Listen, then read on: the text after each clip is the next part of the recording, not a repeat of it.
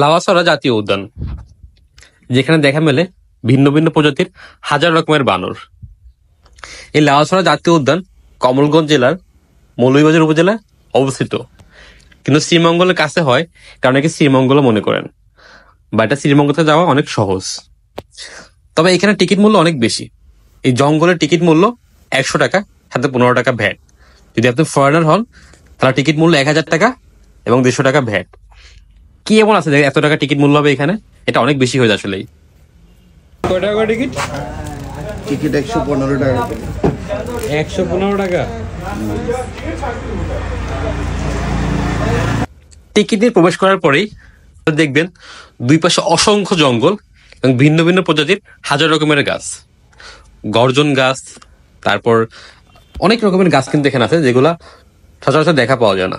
এবং দুই পাশে ঘন জঙ্গল এবং প্রচুর বিরল বিরল প্রজাতির গাছ, রক্তন গাছ, গঞ্জন গাছ, আতর গাছ, অনেক রকমের গাছ কিন্তু এখানে দেখা পাওয়া যায় এবং গাছগুলো অনেক লম্বা। এখানে বিরল প্রজাতির বহুত গাছ কিন্তু সংরক্ষণ করা আছে। সব থেকে মূল্যবান হলো এখানে আতর গাছ। এই জঙ্গলে হাঁটার সময় কথা বলা বা শব্দ করা নিষেধ। তারপর অনেক দর্শনার্থী কিন্তু এখানে কথা বলে বা শব্দ করে। এটা একটা বিরল প্রজাতির বাস, যার নাম হলো জাইবাস। এখানে জাইবাস ছাড়া কিন্তু অনেক রকমের বাস আছে, এগুলো ভিন্ন ভিন্ন কালার এবং ভিন্ন ভিন্ন গড়ন। এখানে দেখা গেলে প্রচুর বানরের, আপনি দুই পাশে যখন হাঁটবেন প্রচুর বানর পাবেন। এটা হচ্ছে রেল ক্রসিং। আপনি যদি ঢোকার পরে 5 থেকে 6 মিনিট হাঁটেন, তারপরে কিন্তু আপনি এই ক্রসিংটা পেয়ে যাবেন। এটা একটা বিখ্যাত রেল লাইন, এটা ভাইরাল রেল লাইন। বেশিরভাগ লোক কিন্তু এই রেল লাইন দেখার জন্যই যায়, কারণ এই রেল লাইনটা খুবই সুন্দর। আর এইখানে দেখা মেলে অনেক রকমের বানরের, পুরো জায়গা জুড়ে বানরের ছড়াছড়ি। এবং অনেক দর্শনার্থী বানরদেরকে চিপস খাওয়ায় বা এদের সাথে খেলা করে, এই জন্য বানরগুলো এখানে বেশি আসে, বা চিপস খাওয়ার জন্য কিন্তু এখানে ভিড় জমায়। বানরগুলো অনেক কিউট কিউট, বাচ্চা বাচ্চা বানর, বুড়া বুড়া বানর, মানে অনেক সাইজের বানর, এবং ছোট বাচ্চাগুলো খুবই কিউট। এটা হচ্ছে মানে লাউয়াছড়ার ভিতরের স্টেশনের সামনের জায়গাটা। দেখেন বানরগুলো কিন্তু কত পরিমাণে কিউট আর কত কাছে আসে। যদি আপনি ভুল করে চিপস নিয়ে যান, এরা পুরো আপনার উপর অ্যাটাক দিবে, তাই জন্য খাবার নিয়ে গেলে সাবধানে রাখবেন। আর এটা সব থেকে ভাইরাল রেল লাইন, যেখানে শুটিং করা হয়েছিল আমার আছে জল ছবির, হুমায়ুন আহমেদের আমার আছে জল। এই লাইনটা কিন্তু খুবই ভাইরাল একটা রেল লাইন, এবং সবাই কিন্তু এখানে একটা ছবি তোলে এখানে গেলে।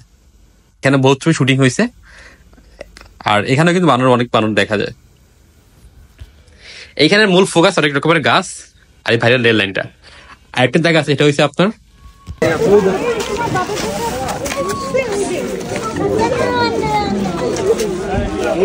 খাসিয়াপল্লী। এখানে খাসিয়াপল্লী খুব বিখ্যাত, তবে খাসিয়াপল্লী যেতে হলে আপনাকে অনেক দূর হাঁটতে হবে। এখান থেকে প্রায় 40 মিনিট ট্রেকিং করতে হবে খাসিয়াপল্লী যাওয়ার জন্য, এবং রাস্তাটা বেশ কিছু উঁচা নিচা আছে।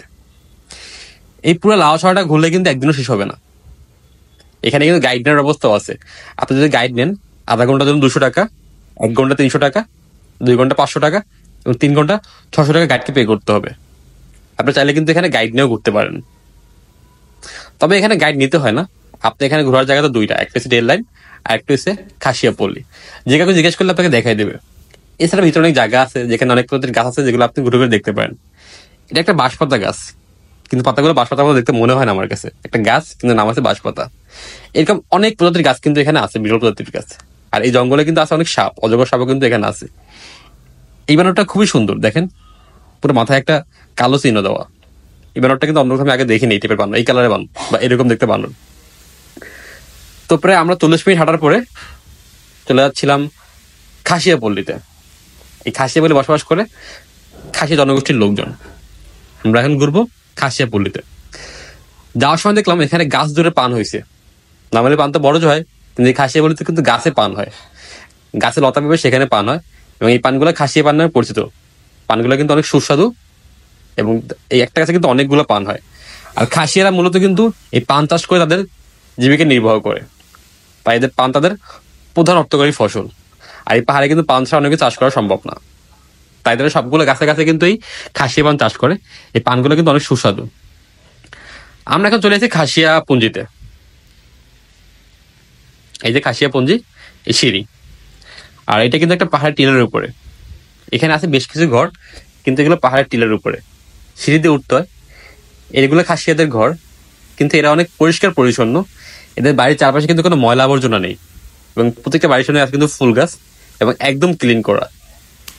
খাসিয়ারা বেশ পরিষ্কার পরিচ্ছন্ন, এটা দেখলেই বোঝা যায়। তাদের রুচিও বেশ ভালো। তবে খাসিয়ারা জনসম্মুখে আসতে পছন্দ করে না, বা অন্য কারোর সাথে মিশতে কথা বলতে খুব বেশি কমফোর্ট ফিল করে না। তবে তারা অত্যন্ত ভালো এবং অনেক পরিষ্কার পরিচ্ছন্ন করে।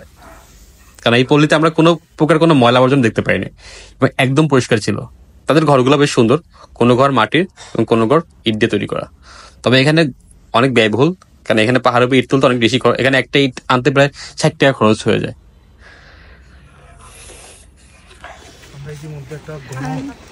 আমরা আছি একটা জঙ্গলের ভিতর। পরতে পরতে রয়েছে মৃত্যুর ফাঁদ। আমরা মৃত্যুর ফাঁদ অতিক্রম করে গুটি গুটি পায়ে এগিয়ে যাচ্ছি। যেখানে মৃত্যুর ভয় নাই আমাদের কাছে, সেখানে ওয়েটের কিসের ভয়? ওয়েটকে আমরা জয় করে আমরা সামনের দিকে এগিয়ে যাবো।